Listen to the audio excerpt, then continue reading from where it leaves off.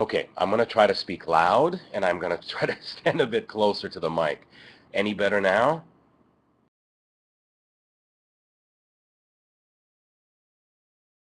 Try to get the volume louder here. Hold on. Any better now? The pickup.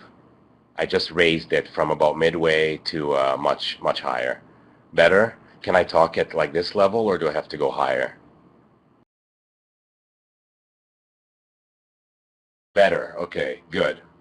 So just repeating what I was that at the very last minute, literally within the last hour, they pulled Jeff into a meeting with some senior vice presidents at CBS, many of whom had flown in from different parts of the country here. So not to put blame on anyone, it's one of those situations where when you wrap up a show like this and everyone's going to go into the four directions, um, at some point there's not that much that can be done.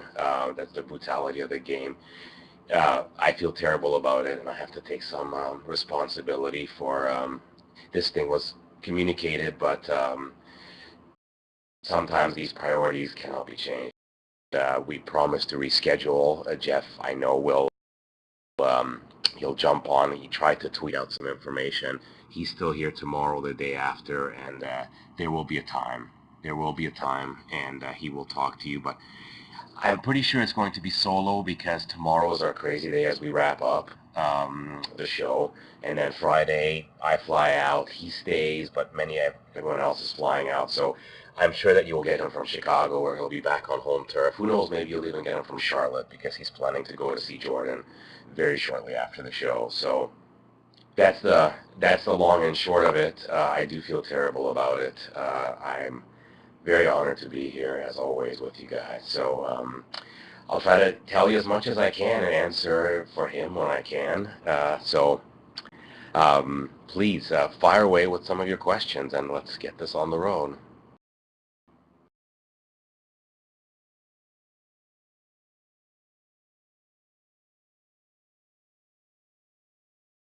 What was the best country you went to? Okay, India for me, for sure. I think India is a love or hate thing for many people.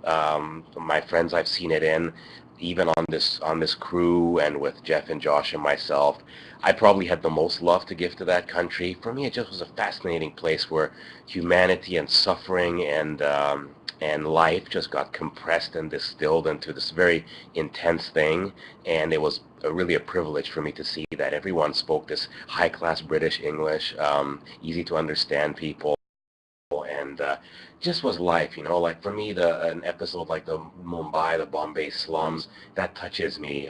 That's my preference, that type of storytelling, but totally preference. And we had tried to go to India on the last season and with Alex in season one, and we got deported because we didn't have visas. So this time we had our visas in advance, and I was looking forward to it. But it was great. It turned out amazing. Um, Going quickly. Did they tally the total miles? I think it's coming around 30,000. Um, and now let's talk about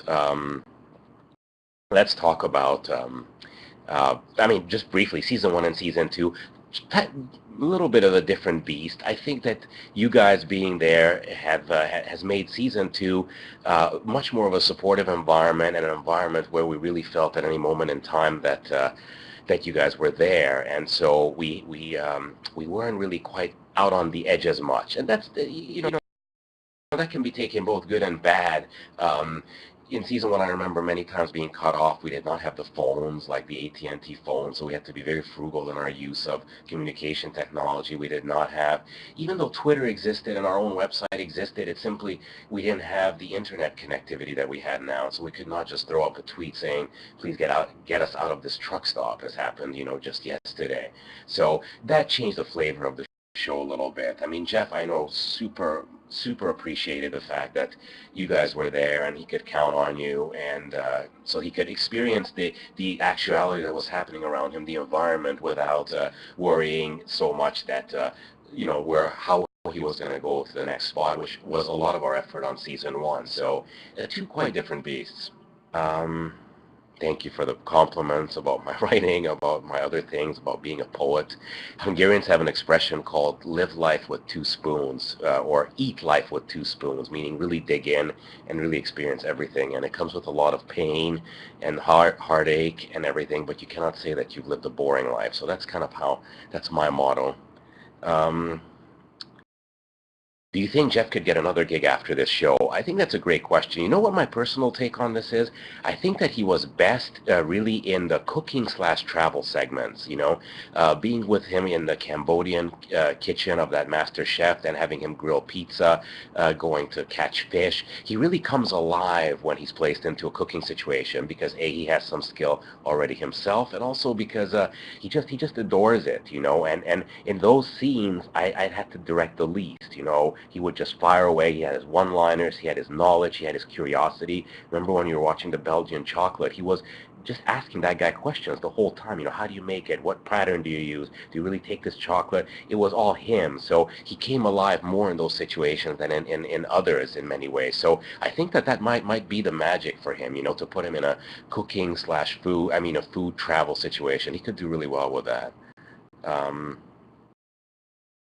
and of course, that's not going to be a CBS show because they don't really do a show like that. It'll have to be a cable co, you know, like Food Channel or something. And you know, it's interesting. The other night we were talking, and there's some comparisons between Jeff and Rachel Ray. I mean, Rachel is like a mega star and everything, but as you recall, she started on a kind of small, out of the way cooking show. But her, you know, nice persona and like everyday relatability with everyone made her a favorite. And Jeff has a lot of that in him too. So maybe he's gonna grow into that kind of path. Who knows? Hard to tell. What makes you decide how long a webisode will be? Ha! Well, the problem is that I try to jam in as much as I can, and I try to give each little scene its running length. And so my webisodes usually come in always north of 5 minutes, 5, 6, 7, 8 minutes. That's how you can tell that it's my webisode. When you look at a 3-minute one, that's Josh's episode, and it's not a knock or criticism either way. I know that people's attention span on the web is short, and so most webisodes are supposed to be 3 to 4 minutes. I don't play by that rule. I simply love to tell a longer story, and I think that to give a story its proper depth and substance and flow, you need more. And often I'm stuck with these stories which are a lot of connectivity things, where it's like I have to put in a phone call, I have to put in a video chat, like with Jordan, then I have to take this scene, then I have to go to the next scene, and before you know it, even if you give it 1 minute, you're running at 6, 7 minutes. So I don't mind. I mean, I'd say you guys have enjoyed it and you've clamored for more. I don't think anyone would clamor for less, but who knows? I mean, if you've enjoyed the long ones, that's been a lot of my signature work. Was it fun having Jordan meet up with you in Italy? Um, I like Jordan so much, you know, I have to tell you. I think she's a classy young woman, and I think she's really wise beyond her years, which I guess are 20 something. She has a tolerance and a wisdom, you know. I mean, you guys much better than me, you know, the whole dynamic between her and Jeff, and they're often bickering, or they're often smiling, or they're fun, and you know, they both know how to treat each other in just the right way, and but I've seen a patience and a tolerance and a sense of humor in her, which is able to handle Jeff's dynamic and vice versa, and that has given a lot of respect from me to her. You know, I really think that she's wonderful, and she you know, she deserves the best. So all the best to her. I don't know when I'm going to see her again, but you ever get laughing so hard that you couldn't film? There was one time we were doing the on cameras on top of the roof of Anna's place in Seoul, and Jeff kept saying someone had written into the site. Instead of written in, he had said written in. And he just kept going on, and all of us were breaking up into laughter. And normally I hold my mouth, you know, just not to let him get into a loop. But at one point we all started doing like these southern imitations of like, who wrote it in? And I think it went on for an extra 10 minutes before we could get that one line into the can. It cracked me up. And of course he has priceless Jeffisms, and he counters with one-liners that come out of nowhere, which is great. That's his gift, you know. I saw a couple of questions about Mount Fuji. Mount Fuji was you know, when we were there, you look back on your travel experiences. When we were there, then it was brutally hard. It was our first taste of international waters, and I had not been in Japan either.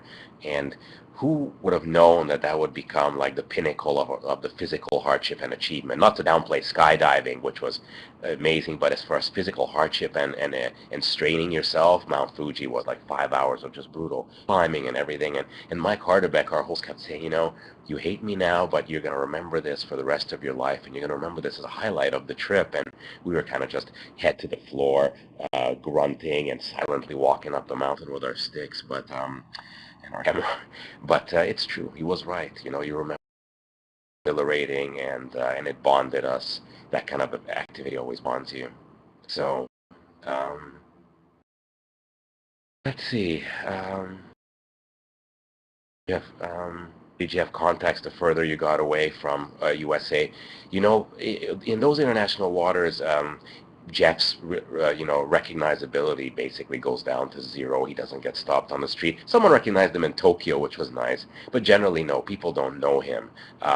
But as you saw, a lot of expats kind of linked together, and like an expat, American expat, got us into Bangalore, India, which was our gateway to that country, and then they passed us to the locals, and that's often the natural flow. Like an expat may start the process, opening the door to legit locals to plug in and stuff like that. So, um,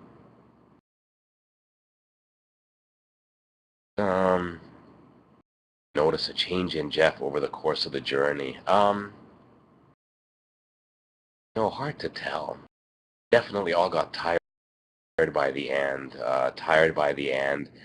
No, the biggest luxury at the end for most was to be able to at some point just take a quiet hour and close that door. And you know, Jeff has that task of having to be on and to entertain the hosts, which is not entertain so much as like doing a parade for them, but you know, clearly for them it's interesting and exciting, and so they would want to spend every waking minute with him if possible. And he feels that pressure too, as did Alex before him. And so he's there, and that tires you out. You know, I can always shut the door and be brutal and just have to edit and disappear, but he cannot. So he got tired by the end, and but you know, we got recharged and we're ready to wrap it up tomorrow.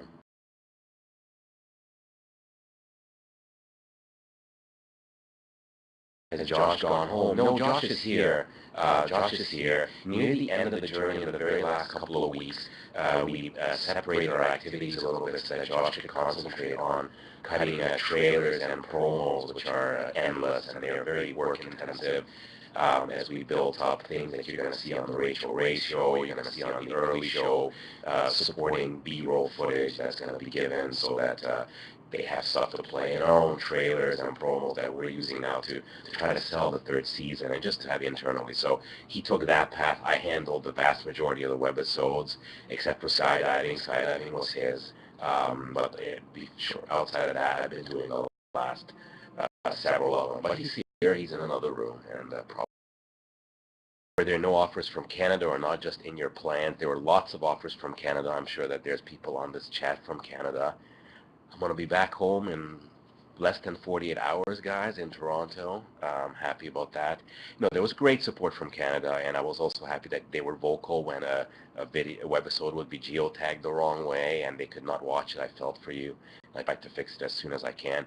Uh, the journey simply did not take us through there, but one of the upcoming seasons will. We're trying to, you know, we're trying to keep this brand alive, trying to have a season 3, season 4, and then no doubt there will be a journey that starts northbound up through Canada, let's say towards maybe Siberia, Russia, you know, that pass, and into China.